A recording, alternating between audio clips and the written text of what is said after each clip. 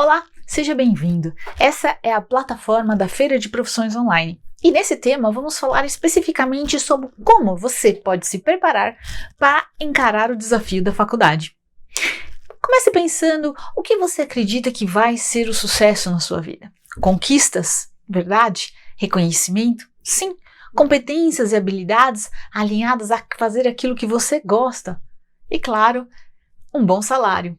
E é por isso que você está aqui buscando essas informações de como escolher a carreira que melhor combina com você e que possa trazer toda essa sua aspiração de alcançar o sucesso.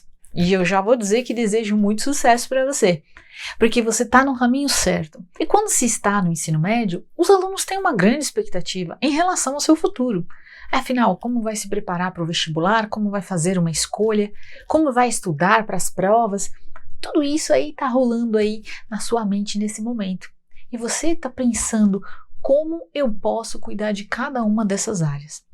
E escolher a profissão, ela pode, para alguns alunos, ela pode ser assim como um passe de mágica. De repente ele assistiu uma palestra, ouviu um professor falando alguma dica, alguma entrevista, e ele pensa, é isso que eu quero fazer. Outras vezes, a pessoa a vida toda já vinha pensando naquele assunto, ela percebe alguns sinais ao longo da sua vida. Então, ela gostava talvez de brincar de Lego e por isso era um sinal para ela fazer arquitetura ou engenharia, ou ela gostava de dar aulas, isso é um sinal para ela ser uma professora, ou ela gostava muito dos animais, isso é um sinal para ela fazer medicina veterinária. E aí ela pensa nesses sinais e aí tenta associar isso com uma carreira. Alguns ainda é uma questão de maturidade. Ao terminar o ensino médio com 17 anos, 18, ainda não se sente seguro nem maduro para tomar uma decisão. E aí talvez um ano de cursinho pode ser uma saída. Eu me lembro que quando eu terminei o ensino médio, eu entrei direto na faculdade de psicologia e achava que era aquilo mesmo que eu queria fazer. Mas após um semestre não tinha muitas informações, não tinha buscado muitas informações sobre o curso, e eu achei que não combinava muito comigo aquela história de psicologia, de atendimento. Eu tinha uma visão muito limitada a respeito da carreira. E aí eu tranquei a faculdade. E a minha mãe disse exatamente isso. Você não está madura ainda para fazer uma escolha. E aí eu resolvi fazer intercâmbio, fui estudar inglês, fiquei fora por 6, 7 meses. Quando eu voltei, resolvi fazer administração. Porque entendo que a administração é uma das carreiras mais completas, com mais opções para quem quer trabalhar em uma empresa ou ter a sua própria empresa. E você já vai ver aí pelos depoimentos e pelo número de cursos de administração que nós temos aqui na nossa plataforma, como esse é um dos cursos que tem mais opções aí nas faculdades. Então, pensando sobre a escolha da sua carreira, refletindo um pouco sobre os sinais, as suas habilidades, a sua maturidade, você deve pensar quais são os seus pontos fortes e quais são os seus pontos fracos. E depois você olha para os cursos e para as faculdades e pensa qual é a faculdade, qual é o curso que combina comigo. E ainda você precisa olhar para o mercado de trabalho e ver, será que esse mercado aí é o que vai me dar uma oportunidade? Que tipo de trabalho eu quero fazer? Se é um trabalho que envolve um grupo de pessoas, se eu prefiro trabalhar sozinho, tudo isso nós chamamos das questões de autoconhecimento.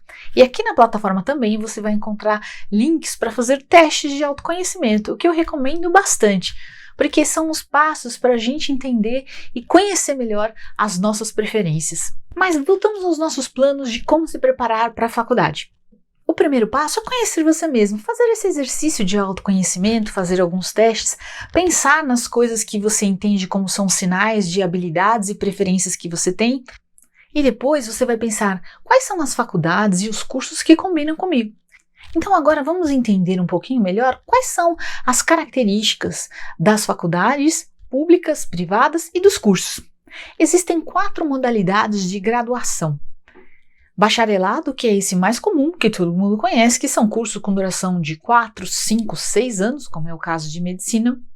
Também temos o bacharelado interdisciplinar, essa modalidade existe nas universidades públicas, que são cursos por áreas. Então, bacharelado interdisciplinar de tecnologia, ou de saúde, ou de artes.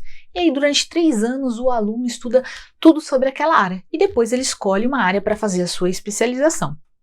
Também temos o curso de licenciatura, então você pode escolher Química, com licenciatura, você pode escolher matemática com licenciatura. O que significa licenciatura? Se você quer ser professor, e todos os professores do Fundamental 2 até o ensino médio têm essa modalidade de curso superior, modalidade licenciatura. E por último, os tecnólogos, que também nós temos alguns exemplos aqui na plataforma, de cursos que têm duração de 2 ou no máximo 3 anos, específicos por área. Gestão financeira, marketing, logística, são cursos com duração mais curta e muito mais focados numa determinada área. Muitos dos cursos de tecnologia são chamados de tecnólogos, com essa duração, sistemas de informação, sistemas de internet, porque o aluno vai se focar naquele conteúdo específico e não vai ter uma formação tão ampla como é o caso dos bacharelados, que tem duração de 4, 5 ou 6 anos, como falamos. Próxima característica que você precisa observar é a característica da faculdade. Existe a terminologia faculdade, centro universitário e universidade. Quais são as diferenças? Começa com o número de cursos, então uma faculdade normalmente tem poucos cursos, 5, 6, no máximo 10. Já um centro universitário, como o próprio nome diz, reúne um conjunto de faculdades. E a universidade, a maior diferença para o centro universitário são os programas de pesquisa, mestrado e doutorado, que o aluno pode fazer e seguir uma carreira acadêmica, se ele assim o desejar. Então, se você está pensando em carreira acadêmica, fique de olho nas universidades. Agora pense na questão da pública ou da universidade privada. A primeira coisa que você vai dizer, é porque a pública eu não pago. Lembre-se, todos pagamos com os nossos impostos. Mas vamos além. Quais seriam algumas diferenças que existem entre as faculdades públicas e as privadas? Uma das diferenças é o acesso à faculdade. Então, nas universidades públicas, existem duas formas de você acessar, pelo Enem ou pelo vestibular tradicional. Acesso na faculdade particular, você faz com uma prova ou até com a nota do Enem. Mas na universidade pública, devido à grande concorrência, sempre você vai ter um vestibular em 2 fases, muito mais seletivo, com um número muito maior de candidatos por vaga. E essa já é uma diferença. Outra diferença é que muitas vezes a universidade pública entra em greve ou simplesmente suspende as aulas, que é o que está acontecendo nesse momento da pandemia. Os alunos das universidades públicas estão sem aulas desde o início do ano. Eles começam o ano letivo em março, tiveram 1 semana e aí com a suspensão das aulas devido ao coronavírus, eles estão sem aula, não tem nada de aula online, nada disso, enquanto nas universidades particulares, de um jeito ou de outro, todos os professores precisaram se adequar, se ajustar a ferramentas digitais e as aulas continuam firmes e fortes. Essa é uma outra diferença. Aí você vai dizer, mas a qualidade da pública talvez seja muito melhor que a da particular? Depende. E para saber isso, o melhor é você consultar os rankings. Existe o ranking da Folha de São Paulo, existe o ranking do Guia do Estudante e o próprio governo no INEP, ele faz um ranking dando notas para as faculdades. Então, consulte, você vai se surpreender que muitas faculdades particulares têm uma nota igual ou tão boa quanto uma universidade pública. A forma de ingresso no ensino superior é feita pelo vestibular ou pelo Enem. Nas universidades federais, a única forma de ingresso é pelo Enem. Já nas universidades estaduais, como a USP e a Unicamp, existem cotas que alunos podem entrar pelo Enem ou pelo vestibular tradicional. E as universidades particulares fazem um vestibular, como qualquer uma prova com os conteúdos que são aplicados àquilo. E essa é uma outra diferença. Na universidade pública, o vestibular, você precisa saber de todas as áreas. Mesmo que você vai prestar publicidade e propaganda, na prova vai ter química, física, matemática, porque é assim que eles selecionam os candidatos. Já se você fizer uma prova na universidade particular para publicidade e propaganda, talvez nem tenham questões de química ou física, porque eles não vão considerar isso, já que esse não é o mais importante. No próximo passo que você precisa considerar é como se eu ingressar numa faculdade particular, eu vou dar conta do pagamento. Claro, a gente considera as públicas como uma ótima e uma excelente opção. Sabemos que não tem vaga para todo mundo no ensino público e que, muitas vezes, a universidade particular vai ser tão boa quanto a universidade pública. Por isso, é preciso considerar, será que a minha escolha vai me levar para uma universidade particular? E se eu não tiver condições de pagar? Aí entra o seu plano de pagamento. E o que significa os planos de pagamento? É você entender quanto vai custar você estudar nessa faculdade, a mensalidade, o material, o seu deslocamento até lá, como vai ser feito. Afinal, será que ela tem bolsa de estudo para os melhores colocados? Será que eu posso trabalhar na faculdade? Em muitas faculdades particulares existem sim sistemas de bolsa para os melhores colocados, para quem trabalha numa empresa júnior. E claro, isso é uma chance de estar naquela faculdade. Não precisa se preocupar com o valor da faculdade, mas não deixe isso ser um empecilho e te impedir de escolher aquela faculdade. Conheça melhor os programas de bolsa de estudos. Lembrando que o próprio governo tem um programa de financiamento estudantil, chamado de FIES. Por último, quero incentivar você no seu planejamento a pensar sobre quais são as suas prioridades. Nessa lista que vai aparecer, defina onde você colocaria o número 1, aquilo que você considera o mais importante. E depois, na sequência, o número 2, 3, 4, até o 10. Mas por que você deve fazer isso? Muitas vezes nos seus planos você tem pelo menos 2 ou 3 faculdades, e isso é comum, e você deve inclusive ter essas opções. E aí você passou em 3 faculdades, e agora você está em dúvida qual delas que você vai escolher.